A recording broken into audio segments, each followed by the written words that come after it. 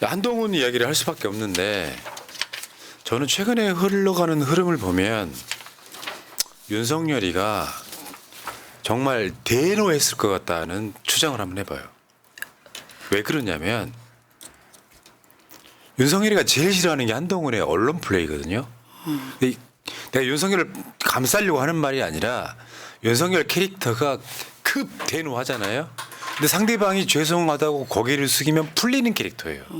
그래서 비대위원장 할 때 김건희 사과 이야기가 나왔을 때 김건희가 완전 개빡쳐가지고 이야기하고 있는데 한동훈이가 죄송하다고 하니까 서천 화재 장면에서 소위 굴신 어려운 말입니다. 몸을 접었다 이런 거. 네네. 폴더 인사를 했다는 거거든요.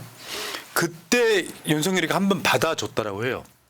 근데 이거는 뭐냐면은 정치를 아는지 모르는지 모르겠는데 한동훈 국회의원들이랑 모임을 하는 건 할 수 있잖아요. 근데 언론에 대놓고 거기 참석한 사람들까지 언론에 나오게끔 만드는 행위는 윤석열이나 김건희가 봤을 때는 협박으로 보입니다. 그것도 지금 한국에 없을 때 모임한 거 아닙니까? 근데 여기 사람이란 게 있거든요. 그 여러 가지 말을 해도 언론은 중요한 단어, 키워드, 헤드라인만 써요. 뭐라 그랬냐면은 김건희 리스크 우려를 들은 한동훈이가 결정의 시간이 다가오고 있다라고 이야기를 했다는 거야. 결정의 시간이. 그러니까 이야기인즉 맥락은 국정감사에서 김건희 이야기를 그러니까 김건희 관련한 것들을 총 본 뒤에 김건희 특검 같은 거를 찬성할지 말지를 결정한다로 보여요. 네. 그 밑에 그 김종혁 있잖아요. 친한으로 대표적인 사람, 언론에 자주 나가는 사람이 저건 무슨 주장이냐면 이재명 대표가 이번에 보궐선거 선거운동하면서 끌어내려야 된다는 표현을 하잖아요. 그 이재명 대표의 무도한 주장은 국민이 정부에 불만족하기 때문이야. 쉽게 말하면 윤석열이 잘못하고 있기 때문이라고 써버린 거예요. 그러니까 그냥 이재명의 주장은 무도하다가 아니라 이재명 대표가 윤석열을 끌어내려야 된다라는 그런 식의 표현은 윤석열이 잘못하고 있기 때문이야라고 워딩을 하고 있는 거예요. 이재명 대표 이름 팔아서 결국 본인들이 윤석열 정부를 깐 거죠, 사실. 한동훈을 응원하지만 사람이 참 얇은 게 또 드러나는 겁니다. 한 20 몇 명 모아놓고 그걸 언론에 보도를 합니까? 사실 보이는 것보다 보이지 않는 게 더 무서운 법인데 보이지 않는 곳에서 조금 사람들을 모으고 그다음 의견을 모으는 그런 모습들을 보여야지 20 몇 명 모으고 끝이라고 하면 그게 우습게 보이지 협박처럼 보이겠습니까? 좀 이렇게 좀 더 분발해 주십시오. 한동훈 대표는 언론을 좀 이렇게 얇게 이용하지 말고 좀 더 깊게 칼은 칼집안에 있어야죠.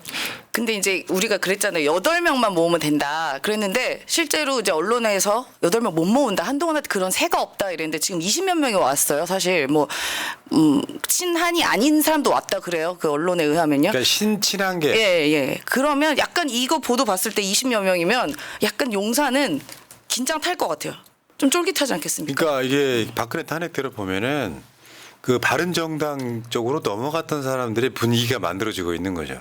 그러니까 한동훈이 뭐 비례대표 공천했던 몇 명 정도가 친한계로 분류되고 야 동훈이가 8표 이상 못 모으니까 걱정하지 말고 가자 거부권 행사를 했던 분위기에 비하면 물론 한동훈이 지금 뭐 결정의 시간 뭐 이렇게 이야기를 하는 게 그냥 워딩일 수도 있는데요. 제가 말씀드리는 거는 한동훈 캐릭터 자체가 검사 동일체의 산물이에요. 말하자면 윤석열 김건희 머릿속에는 너 출세시켜준 건 우리야 라고 생각을 하는 거예요. 그렇죠. 그런데 한동훈이는 의례적인 이야기였을 수도 있어요. 그러니까 지금 저렇게 한 20여 명이 모여가지고 모인다는 것 자체가 바로 시그널이거든요. 그렇죠. 그러니까 어떤 의도가 있건 간에 정치인은 그런 게 아니라는 거예요. 한동훈이가 이거 공개적으로 저렇게 만났다고? 그게 언론에 났다고? 국정감사를 지켜본 뒤에 결정하겠다, 지켜보겠다 이렇게 이야기했다고 그러면 그 속에 들어있던 무슨 말을 했건 간에 윤석열 김건희가 받아들일 때는 저거 봐라. 이 새끼 조국 이재명 실 때처럼 언론 플레이하네. 그게 개빡치는 거거든요. 그렇죠. 그러니까 그런 상황들이 지금 무르익고 있는데 생각보다 많은 한동훈과의 모임 자리에 나왔다고 하면 그 숫자가 나왔다고 하면 그것은 국민의힘의 굉장히 엄청난 변화예요. 내가 말씀드렸잖아요. 정치인 중에 80%는 기회주의자라고. 민주당인 없어요? 대세를 따라갈 줄 아는 사람들인 그렇죠. 거예요. 그렇죠. 지금 이 상황에서 어제 국정감사들을 보면 실드 못 치는 장면들이 되게 많아요. 국민의힘 애들이 실드를 못 치고 있는 장면들이 있다고. 맞아요. 이 과정들 속에 3주가 지나고 나면 실드가 가능하겠냐. 난 이렇게 보는 거거든요. 이것과 어제 한동훈이 했다는 말이 같이 버무려지면 굉장히 이 사람들은 지금 일촉즉발의 상황으로 가고 있다 이렇게 봅니다. 네. 근데 어저께 또 이명수 기자의 또 단독이 또 나왔습니다. 계속 나올 겁니다. 한번 읽어볼까요? 제가 김대남이죠. 네, 김대남. 근데 이게 이런 성대모사는 잘 못해. 그러니까 김대남은 좀 다르더라고요. 그래서 이쪽에서도 이제 네거티브 때문에 한동훈 관련된 엑스파일이든 뭐든 좀 찾고 있으니까 네가 좀 그거 신경 좀 써주고 있다가 그래요, 형님? 그러니까 네가 그거를 확 뭔가를 좀 정리해가지고 하나의 리포트 형태로 싹 만들어 놔봐. 보수단체들 지난번에 총선 때도 불러 제껴가지고 시계 주고 뭐 전당대회 한다고 또 불러 제끼고 또 윤심이 작동해서 뭐 저거 하는 거 아니냐 이렇게 아, 현실적으로 하고 있구나. 몰래 하고 있지. 아, 몰래. 몰래 하고 있지. 그러니까 터뜨리면 깜짝 놀라지. 나 이분 진짜 국장가서 부르면 대박 칠 것 나 같은데요? 이분 되게 귀여워요. 네. 어이구, 강원도라고. 어쩔 수 없이 사퇴하지 않았습니까? 네. 그러면 사퇴한 거에 대한 한을 풀어야지 않겠습니까? 네. 연봉이 지금 얼마가 날아갔습니까? 거기다가 기사 딸린 차까지 날아가고 법카도 날아갔는데 한을 푸셔야죠. 사퇴 안 하려고 그 임원실 문 꽁꽁 잠그고 안 나왔대요. 계속. 그러니까 저게 핵심이 이제 저 대화의 그 말이 나왔기 때문에 뭔 말인지 모르실 수 있는데 보수단체를 동원해서 한동훈을 공격한다. 이런 내용으로 보시면 될 것 같고요. 그러니까 지금 김대남이를 상대로 지금 뭐 당무감사 뭐 시작해가지고 탈당하니까 수사 의뢰까지 가고 네, 있는 상황이지 않습니까? 그러면 저 상황에서는 김대남이를 때리는 것 같지만 그 이면에 한동훈이 느끼는 배신감은 어마어마할 거고. 그렇죠. 사실상 대통령실과의 전면전을 선언한 거죠. 네. 검찰 조사까지 네. 이제 한다 그러니까. 그렇게 되면 저는 지금은 뭐 이렇게 저렇게를 떠나서 계산할 타이밍이에요. 한동훈의 첫 번째 계산은 뭐냐면 각종 대선 주자 지지율마다 이재명 대표가 2배 이상 넘어버리는 거에 대한 조급함이 생겨요. 원래. 이왕 나온 김에 왜 저번에 저 선대위원장 하면서 총선 참패했는데 또 나오는 이유가 뭐겠어요. 얘는 정치인지 악기에 그것밖에 없는 거예요. 그죠. 애초에 그 김대남하고 이명수 기자 옛날 그저 전화 통화 들어보면 한동훈이 유학 보낸다는 말이 나와요. 한동훈이 유학 보낸다는 말이 유학 안 가고 다시 나왔단 말이에요.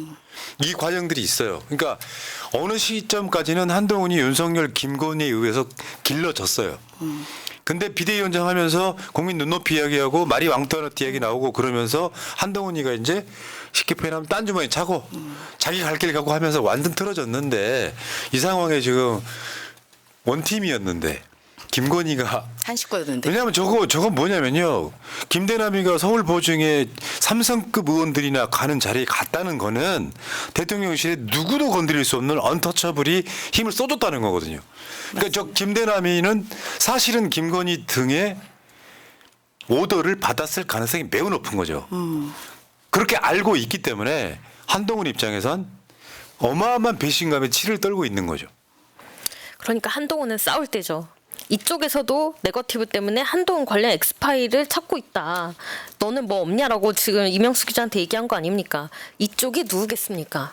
나경원은 아니라고 했습니다. 자, 원래 그런 거예요. 공격할 사람들이 공격하면 그냥 공격하는가 보다 합니다. 내부에 싸우는 게 제일 무서운 거예요. 맞아요. 근데요, 이런 게 있어. 제가 유튜브에서 느낀 것 중에 하나거든요. 유튜브들끼리 싸우잖아요. 그러면 진영의 결집도가 엄청 떨어져요. 그래서 나는 어느 쪽 편도 안 되는 겁니다. 그게 맞죠. 그러면 어느 쪽 편도 안 들면은 이쪽 저쪽 와갖고 둘 다 같이 때려요. 왜 우리 편 안 들어주냐. 그 내부적으로 싸우는 게 진영의 결집도를 제일 떨어뜨리는 건데 싸우는 사람들은 자기 나름대로 명분이 있는 거예요. 거기 한번 꽂히면 있잖아. 야, 원팀인데 내 뒤통수에다가 칼 꽂는다고? 이런 감정이 생기기 시작하잖아요. 그럼 누가 말려도 안 들어요, 그거는. 근데 진짜 맞는 게요. 그 선거 치를 때 보면 당내 경선에서 서로 고소고발 제일 많이 합니다. 네, 그 상대편이랑 말고 당내 경선이 오히려.